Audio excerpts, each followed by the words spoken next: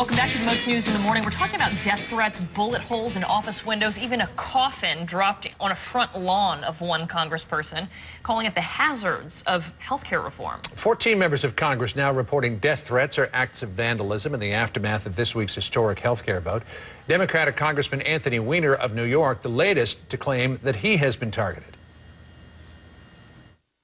Sometime this morning with the regular mail, there was a threatening letter with some white powder in it. That's bad and it's troubling. I'm more concerned about, these people that work for me are not, they're not political apparatchiks. They're people who are there to help my constituents. And so sending something like that to my community office, it goes far beyond political speech. Republican Congressman Darrell Issa of California is calling for a congressional hearing to deal with these threats, and he joins us now live from Washington. Thanks for being with us this morning, Congressman. Thank you, Kara. What do you hope to accomplish by holding this hearing? What do you want to get out there?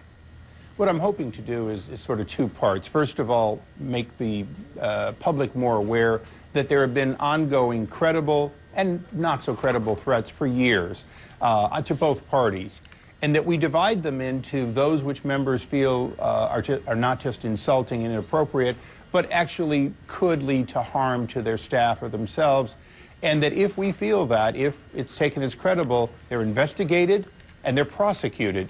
And maybe put in perspective that health care is controversial, people have gone over the top, but they went over the top on the war. I remember even on the House floor, two of our members had wet red-painted money thrown on them from the stands. We've lived with this. It's part of our society. Hopefully what the hearing will do is both bring balance to that it occurs, but also an understanding by the public that they better not cross the line with their state assembly, state senate, governor, or their congressman, because if it's a credible threat, it will be prosecuted. Congressman Issa, this is something that you have personal experience with. One of your congressional offices was targeted in a bomb plot. A couple of members of the Jewish Defense League are under arrest because of it. But in terms of what the genesis of this is it the rhetoric going on in Congress? And where do you draw the line between legitimate criticism and incitement to violence? Well, clearly, controversial votes create a higher level of this kind of angst.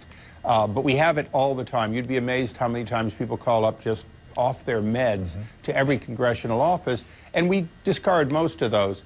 This has been a year-long battle in which some members of Congress on both sides have used language on the House floor that creates sort of a feeling of injustice in the process.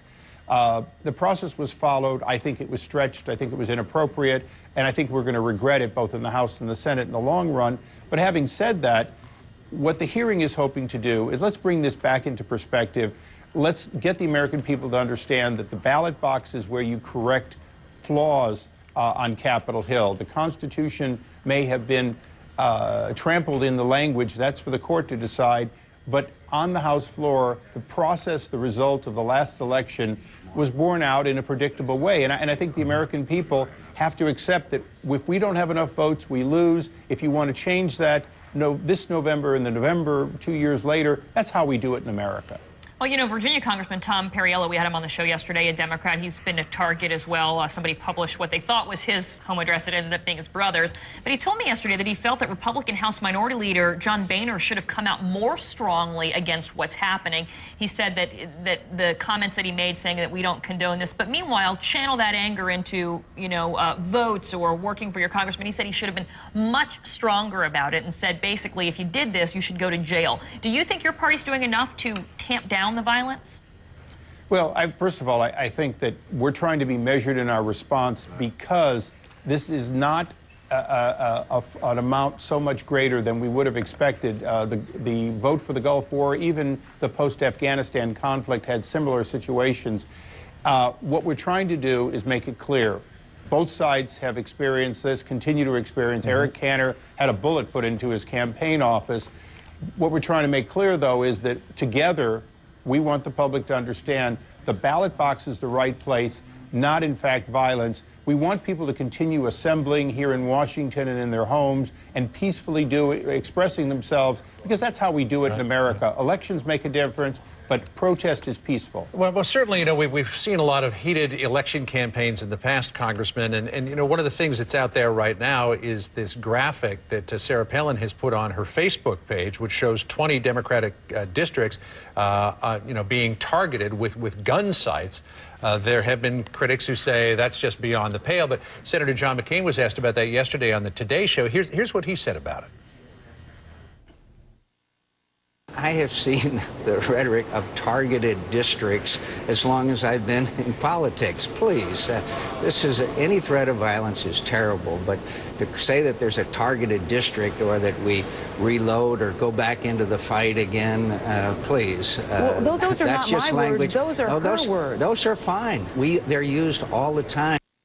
Do you agree, Congressman, that it's fine? No, Senator McCain is absolutely right that whether it's fine or not is a separate question the public decide. But Republicans and Democrats have used the term targeted and used targeting and reloading in regular dialogue. And of course, Sarah Palin may be a little more so as a rifle moose hunting Alaskan, finds it particularly fits her. But I've heard that. I was once at the Democratic National Convention, or not convention, but their gala dinner, and I heard language much more along those lines. And that's in a gun control type group. And that language is being pointed out inappropriately. Sure. And you think that the graphic is appropriate as well? Well, look, if you want to make a point of something that incites a special action, pick something that was different than the rhetoric over the last decade and point it out.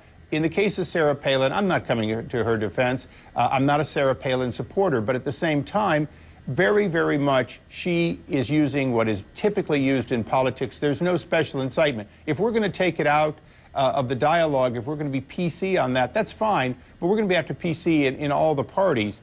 The fact is, this is of great concern to us. Some of these threats are real.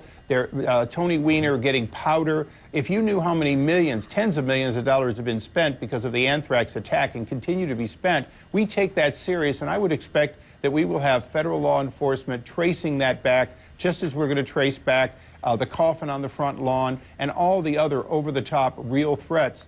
That is serious. We denounce it. We denounced it immediately. We're going to continue to. What the hearing is intended to show is let the public understand if you cross the line, you will be prosecuted because it costs the American people tens of millions of dollars, and intimidation of your representatives is the best way to destroy a democracy. And on the left and on the right, it should not be accepted in any way, shape, or form, and we do denounce it. All right, Congressman Darrell Issa, great to talk to you this morning. Thanks for being with us. Thank you.